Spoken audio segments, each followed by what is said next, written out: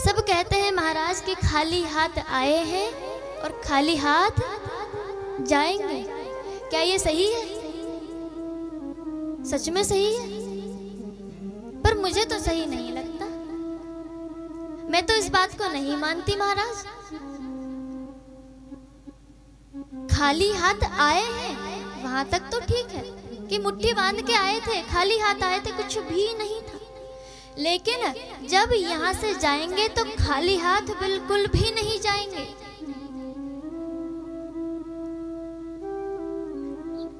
अब आप सोचो, जाने दीदी जब जाएंगी तो कौन सा सोना चांदी लेकर के जाएंगी?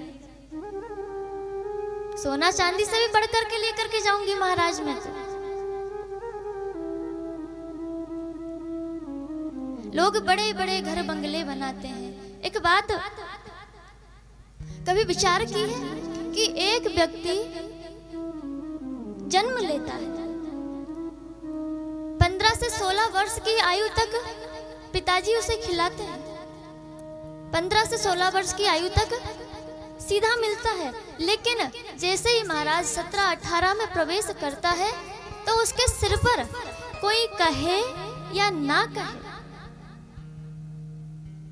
खुद को कमाने की जिम्मेदारी महसूस होने लगती है कि अब मैं कुछ करूं, अब मैं मेरे पिताजी का हाथ बटाऊं। वो तब से कमाना प्रारंभ करता है महाराज। खूब मेहनत करता है, दिन रात मेहनत करता है, दिन दिन भर जागता है, रात रात भर जागता है, खूब धन इकट्ठा करता है, गाड़ी बंगला पैसा जमीन जायदाद सोना चांदी, हर वो चीज हर वो वस्तु इकट्ठी करता है महाराज, जिससे कि उसका जीवन खूब आनंदमय निकले। धन कमाएगा, धन कमा करके घर में हर वो चीज ला करके रखेगा, पैसे लगा करके, जिससे उसे आराम मिले। शयन करने जाएगा महाराज तो ऐसे वैसे गद्दे पर शयन नहीं करेंगे, डल्लब का गद्दा ही हो ना, उस पर ही नींद आती है महाराज। कभी गलती से कह दो कि आज तो आप नीचे धरती पर ही सो जाइए, फर्शी पर ही सो जाइए, और गलती से सुला भी दो तो सुबह जब उठेंगे ना महाराज तो कमर पकड़ के उठेंगे, कमर सीधी नहीं होती। ऐसा ही होता है। कहीं जाना हो तो जाने के लिए महाराज धन लगा के गाड़ी खरीद के लेकर के आता है, आने जाने में आराम रहे।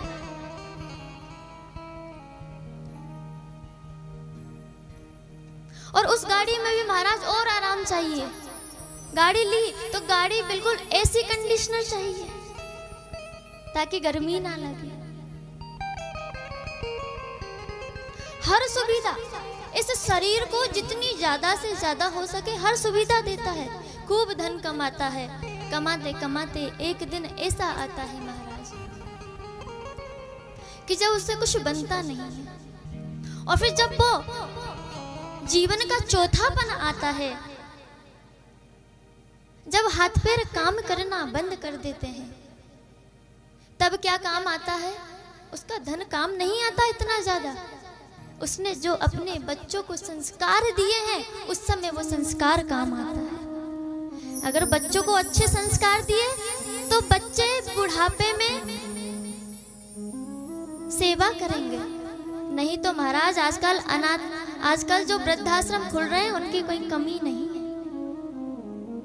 एक सूटकेस में 2 जोड़ कपड़े डालेंगे, सूटकेस उठा करके, और उसी ऐसी कंडीशनर गाड़ी में बिठा करके आपको वृद्धाश्रम के गेट पर छोड़ के आ जाएंगे।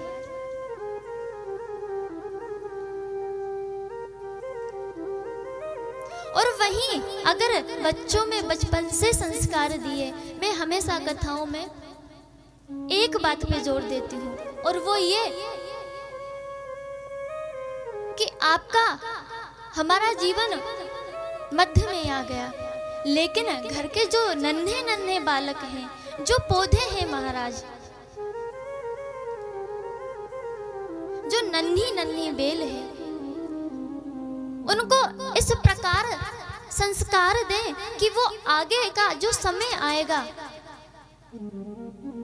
उस समय में हमारी सेवा करें, आगे का जो भविष्य आएगा वो भविष्य उनका उज्जवल रहे। क्योंकि आज बच्चों में संस्कार डलेगा तो उनका कल अच्छा होगा, और उनका कल अच्छा होगा तो स्वतः ही हमारा जीवन भी अच्छा होगा, और उनका भविष्य कल अच्छा हुआ तो स्वतः ही हमारे राज्य का, हमारे प्रांत का, हमारे देश का कहीं ना कहीं नाम रोशन होगा।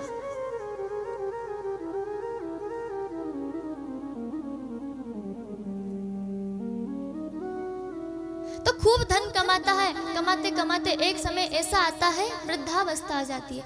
वृद्धावस्था आने के बाद एक समय आता है कि महाराज उसकी मृत्यु हो जाती है। अब जैसे ही मृत्यु हुई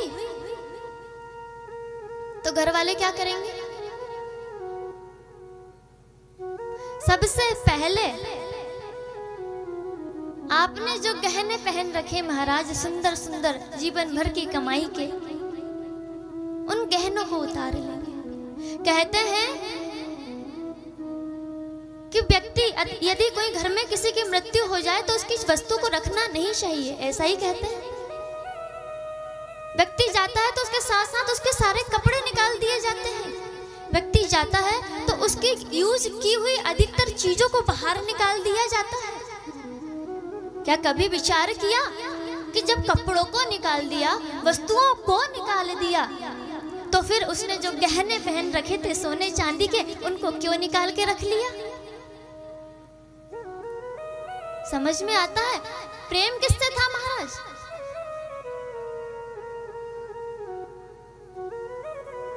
आपके कपड़े काम के नहीं थे, उनसे प्रेम नहीं था। अब आपका शरीर काम का नहीं रहा, उससे प्रेम नहीं रहा। आपकी यूज की हुई वस्तुएं काम की नहीं रही, उनसे प्रेम नहीं रहा, तुरंत खत्म। जो जीवन भर कहते थे ये हमारे पिता हैं, ये हमारे भाई हैं, ये हमारे दादा हैं, जीवन भर रिश्ते निभाते थे, वो रिश्ते कुछ क्षण में खत्म हो जाते हैं। लेकिन वहीं जो कीमती वस्तुएं थी महाराज, उनसे तो प्रेम अभी भी बना रहा लोगों का, तुरंत निकाल लेते हैं।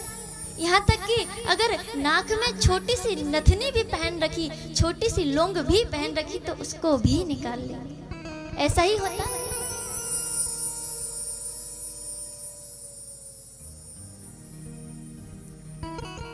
तो समझने वाली बात यह कि प्रेम किससे था।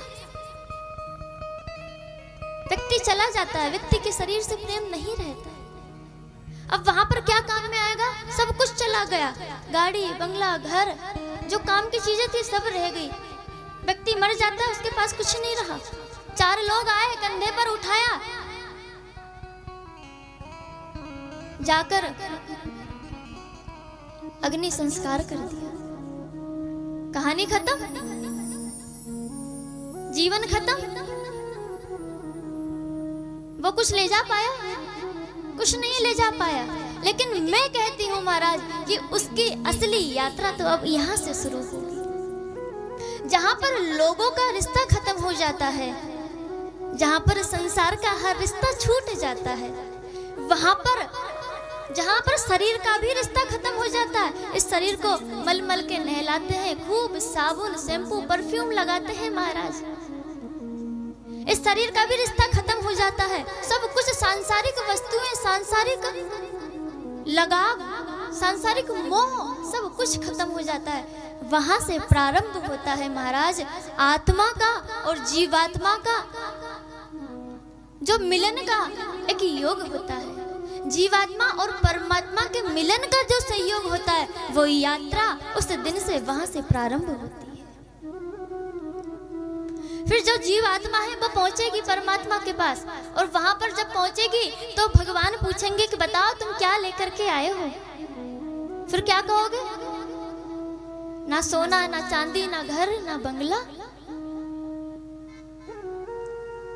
ये तो कुछ नहीं ले जा पाए। तो फिर क्या कहोगे? वहां पर आप अपने साथ ले जाओगे सांसारिक वस्तुएं नहीं, वहां पर आपके साथ कोई वस्तु जाएगी तो वो रहेंगे आपके कर्म, वो रहेंगे आपके पुण्य, वो रहेंगे आपके पाप कर्म। कि आपने कितना तो पाप किया है वो वहां जाएगा, आपने कितना पुण्य किया है वो वहां जाएगा। फिर वहां पर हिसाब होगा महाराज कि आपने इतना पाप कर्म किया है, आपके पाप की लिस्ट इतनी बड़ी है, आपने इतना पुण्य कर्म किया है, आपकी पुण्य की लिस्ट इतनी बड़ी है। अब इनके अकॉर्डिंग महाराज आपको दूसरा जीवन मिला जाएगा।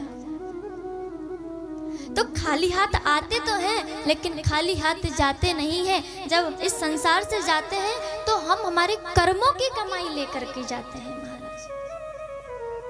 इसलिए कहते हैं कि यहाँ पर जीने के लिए तो खूब कमाते हैं, थोड़ा सा इसके बाद जब यात्रा प्रारंभ होगी तो वहां के लिए भी कमा लेना चाहिए। अब वो कमाई कैसे होगी महाराज?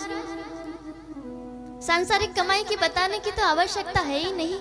कई रास्ते, अच्छे रास्ते, बुरे रास्ते, बहुत रास्ते हैं। लेकिन जो बाद की जो यात्रा है उसकी कमाई कैसी होगी?